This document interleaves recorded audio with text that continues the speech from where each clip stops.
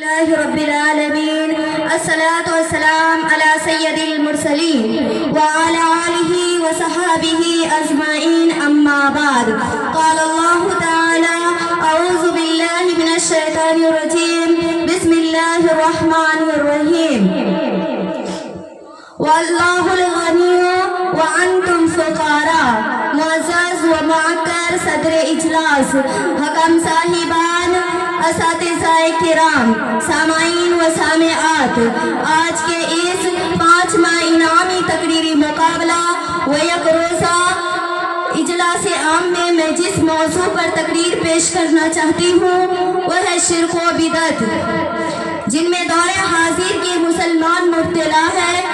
اللہ رب العالمین قرآن مقدس میں ارشاد فرماتا ہے کہ بلا شبہ اللہ پاک نہیں بخشے گا اس بات کو کہ اس کے خدائی میں کسی دوسرے کو شریک قرار دیا جائے، اور شریک کے ماں سوا گناہ کو معاف کر دے گا جس کے لیے چاہے گا۔ جو شخص خدا کی خدائی میں کسی دوسرے کو شریک کرتا ہے تو وہ دور کی گمراہیوں میں جا پڑا۔ محمد مصطفیٰ صلی اللہ علیہ وسلم اپنی پیاری زبان سے ارشاد فرماتے ہیں کہ میری اس دین و مذہب میں جس کسی نے دین سے ہٹ کر کوئی بات پیدا کی تو وہ مردود اور ناقابل قبول ہے۔ نیز سرکار کائنات صلی اللہ علیہ وسلم اپنی امت کو یہ پیغام سنایا کہ امت میں فساد کے وقت جس کسی نے میری سنتوں کو مضبوطی سے تھام لیا اس کے لیے بشارت و خوشخبری ہے اور 100 شہیدوں کا اجر حاصل کرے گا۔ میں حیران و پریشان کہ کس بدعات کو بیان کروں، سماج میں پھیلی ہوئی بدعات و خرافات کا تذکرہ کروں یا اعمال شرکیہ پر روشنی ڈالوں۔ ایک طرف محمد مصطفیٰ صلی اللہ علیہ وسلم کو عالم الغیب اور مختار کل مانا جاتا ہے تو دوسری طرف ہم سب کی مائیں اما عائشہ صدیقہ رضی اللہ عنہا کی شان میں گستاخی ہو رہی ہے۔ کہیں غیر اللہ کو حاجت روا اور مشکل گسا بتایا جاتا ہے تو کہیں بدعتوں کو فروغ دے کر مسلمانوں کے عقائد پر ناپاک حملہ ہو رہا ہے۔ آج کا مسلمان شرک و بدعت کے دلدل میں پھنسا ہوا ہے۔ وہ پیشانی جو صرف اور صرف خدا کے سامنے جھکتی تھی غیر اللہ کے سامنے سجدائے ریز ہے۔ شرک لوگوں میں پھیل رہا ہے اور خالص توحید سے دوری ہے، دعویٰ ایمان کا ہے۔ مشکل کے وقت پیروں، پیغمبر، اماموں، شہیدوں اور فرشتوں کو پکارا جاتا ہے، ان سے مرادیں مانگی جاتی ہے، اولاد کا سوال ہوتا ہے، ان کے لیے نذرانے پیش کیے جاتے ہیں۔ بلا اور مصیبت ٹالنے کے لیے اپنے بیٹے کو ان کی طرف منسوب کیا جاتا ہے۔ کوئی عبد النبی نام رکھتا ہے، کوئی علی بخش نام رکھتا ہے، کوئی پیر بخش نام رکھتا ہے، کوئی حسن بخش نام رکھتا ہے، کوئی مدار بخش نام رکھتا ہے، کوئی سلار بخش نام رکھتا ہے۔ کہا جاتا ہے کہ ان کا پکارنا اللہ کا پکارنا ہے، ان کے پکارنے سے اللہ کا قرب حاصل ہوتا ہے۔ کہا جاتا ہے کہ یہ اللہ کے پیارے ہیں، اللہ کے دربار میں ہمارا سفارشی وکیل ہے۔ افسوس شاید افسوس اس حماقت پر جبکہ قرآن مجید میں ڈنکے کی چوٹ باری تعالیٰ نے فرمایا اللہ الغنی وانتم فقراء، کہ اللہ بے نیاز ہے اور تم سب کے سب محتاج ہو۔ پیر و پیغمبر خدا کے محتاج، نبی و رسول خدا کے محتاج، ملائکہ اور فرشتے خدا کے محتاج، چاند سورج ستارے خدا کے محتاج، حیسرا اور بیبان خدا کے محتاج، غرض ہر ایک چیز خدا کی محتاج ہے۔ رسول اللہ صلی اللہ علیہ وسلم کے بارے میں یہ تصور کیا جاتا ہے کہ وہ ہر وقت ہر جگہ حاضر و ناظر ہے، ہر وقت ہر ایک چیز کی آپ کو خبر ہے۔ عجیب بات ہے، کیا ہی عقیدہ ہے جو قرآن و حدیث کے بالکل مخالف ہے۔ یاد رکھو، ہر جگہ حاضر و ناظر رہنا، ہر وقت ہر ایک چیز کی خبر رہنا، دور میں ہو یا قریب میں، اندھیرے میں ہو یا اجالے میں، آسمان میں ہو یا زمین میں یا پہاڑوں کی چوٹی میں ہو۔ دوستوں، یہ سب اللہ کی شان ہے۔ مارنا اور چھڑانا، روزی میں تنگی پیدا کرنا، تندرست اور بیمار کرنا، بلائے ٹالنا، یہ سب اللہ کی شان ہے۔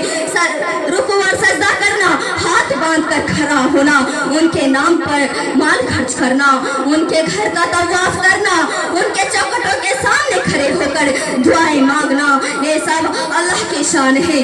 بزرگان دین کے مزاروں پر گنبد وغیرہ تعمیر کی किया जाता है, जश्न मनाया जाता है, कव्वालियाँ होती है, गाना बजाना होता है, बस ना पूछिए तरह तरह की खुराफात होती है। कब्रों को सजदागाह बनाया जाता है, उनका तवाफ किया जाता है। हालांकि आप सल्लल्लाहु अलैहि वसल्लम ने फरमाया, खबरदार कब्रों को सजदागाह मत बनाओ, मैं तुमको इससे रोकता हूँ। कब्रों को सजदागाह बनाया जाता है, उन पर गुंबद वगैरह तामीर किया जाता है।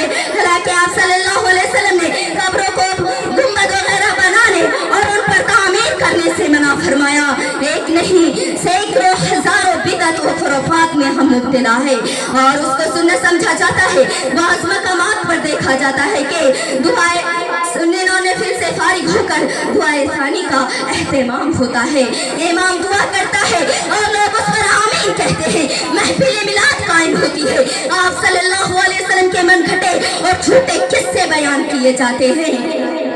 और हैरत और ताज्जुब तो उन औरतों पर होती है जब मज़ारों पे जाके अपने सर को मज़ारों पे रखते हुए ये कहती है कि खाजा मैं तेरे दर आई हूँ मर जाऊंगी, कि खाजा मैं तेरे दर आई हूँ मर जाऊंगी, जब तू देगा बेटा तो घर जाऊंगी, कि है गोद खाली किधर जाऊंगी, सहेलियों में जाके शर्मा जाऊंगी। अस्तगफिरुल्लाह, क्या ही अकीदा है। मैं आप सबसे पूछना चाहती हूँ, क्या सहाबाए किराम ने आपको आलिमुल गैब जाना? क्या सहाबाए किराम ने आपको मुख्तारे कुल जाना? क्या सहाबाए किराम ने गैरुल्लाह से मुरादें मांगी? क्या सहाबाए किराम ने गैरुल्लाह को बला और मुसीबत टालने वाला तस्वुर किया? क्या सहाबाए किराम ने कब्रों को सजदागाह बनाया और उन पर चिराग जलाया? क्या सहाबाए किराम ने गाना बजाना किया, ढोंग रचा? क्या सहाबाए किराम ने ये तमाम खुराफातें की है?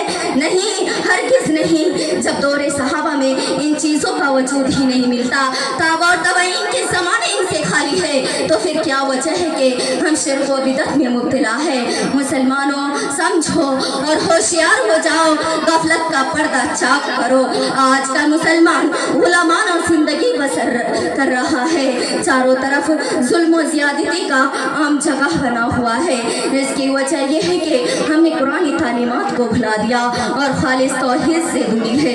यही तौहीद का पैगाम था जिसकी वजह से आप सल्लल्लाहु अलैहि वसल्लम पर पत्थर बरसाए गए, आप सल्लल्लाहु अलैहि वसल्लम के रास्ते में कांटे बिछाए गए, आप सल्लल्लाहु अलैहि वसल्लम को गालियाँ दी गई। यही खालिस तौहीद की बुनियाद थी जिसकी वजह से सहाबाए किराम को सताया गया, सहाबाए किराम का नाहक खून किया गया, सहाबाए किराम को अर्क के पत्थरों पर लेटाया गया, सहाबाए किराम को आग के अंगारे में सुलाया गया, सहाबाए किराम के बीवी को बेवा और बच्चे को यतीम किया गया। अलगर्ज वो सब कुछ हुआ जिसे तारीख कभी फरामोश नहीं कर सकती।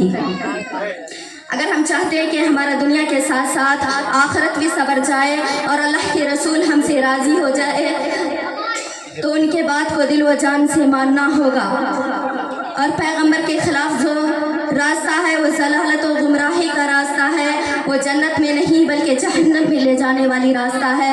आखिर में अल्लाह रब्बुल आलमीन से दुआ है कि अल्लाह रब्बुल आलमीन हम तमाम लोगों को नबी सल्लल्लाहु अलैहि वसल्लम के सुन्नत के मुताबिक चलने की तौफीक अता फरमाए। आमीन व अस्सलामु अलैकुम व रहमतुल्लाहि व बरकातहू। ये थी बुशरा दिलकश बिनत मोहम्मद